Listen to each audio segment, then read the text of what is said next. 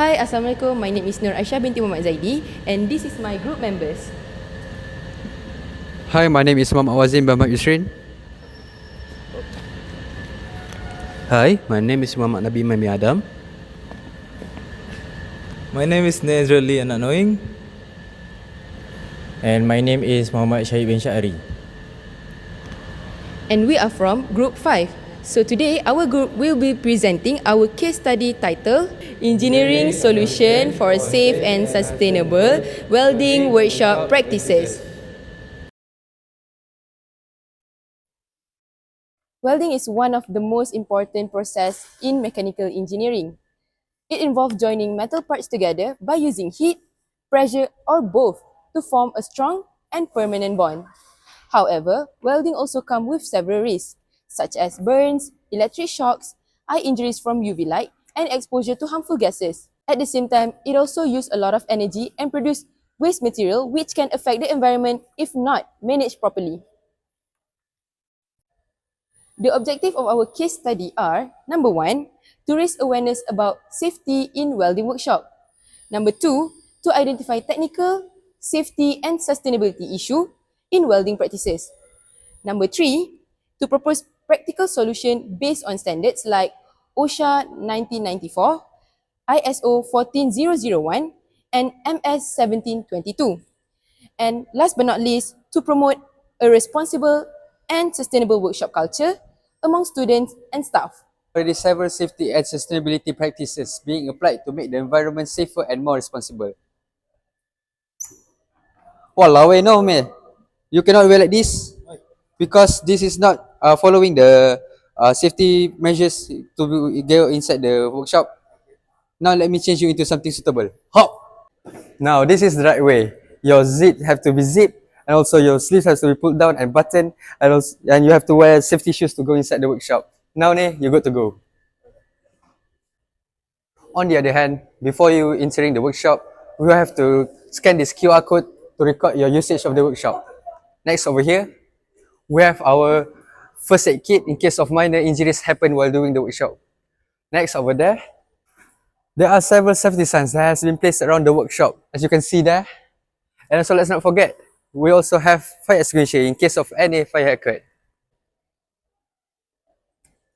Let's take a look at our friend. This is the complete PPE that you need to wear when doing the welding process, which are the welding apron, welding glove, and also the welding helmet. Hey, what's in? Don't run inside the workshop. And also, you need to step out of this safety line when someone is doing the welding process.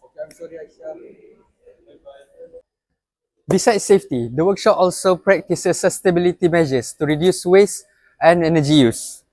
Scrap metals pieces are collected sent for recycling instead of being thrown away. Some leftover welding rods or filler materials are reused for training purposes whenever possible. Thank you. I'll be explaining about technical, safety and sustainability issues. For technical issues, there are two main things, which are improper maintained machines and lack of calibration. For improper maintained machines, if a machine is not maintained properly or serviced regularly, it will lead to loose cables, burnout torches, and poor electrical connection. This will not only affect the welding qualities but also leads to weak joints.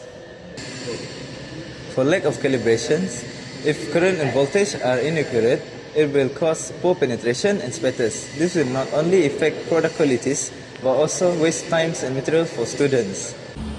For safety issues, welding produces high heat, sparks, and toxic fumes. Without proper gear, protective gear, students and staff are at risk of eye injury, burns, and breathing problems.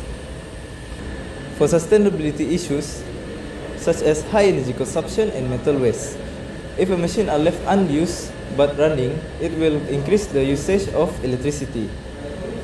And for materials such as for damaged materials and unused materials, it will increase the workshop waste. These issues will increase the cost and will increase the carbon footprints of the workshops. To overcome these issues, there are several solutions that can be applied by industrial standards and codes. One of which is welding equipment must have a regular inspection and maintenance by using a standard checklist. This is based on the Factories and Machinery Act 1967. Other than that, students must require safety training and following the PPE guidelines strictly. This is due to OSHA, or in its long name, Occupational Safety and Health Act 1994, which could reduce injuries and promote safety culture. Next, ISO 40001 encourages recycling, especially scrap materials and waste segregation to minimize environmental impact, especially under environmental sustainability.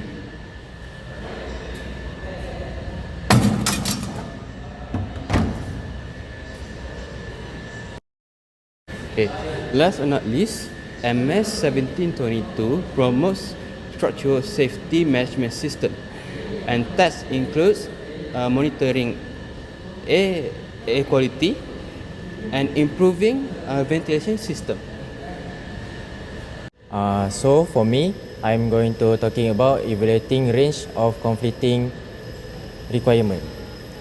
So the first conflict is cost versus safety.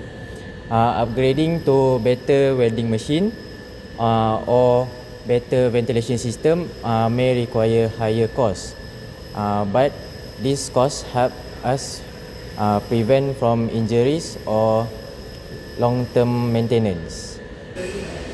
The second conflict is energy efficient versus comfortable. Turn off unused machine or lights can save electricity, but the workshop might become too dark or less comfortable. This problem can be solved by using motion sensor light or scheduling machine use efficiently.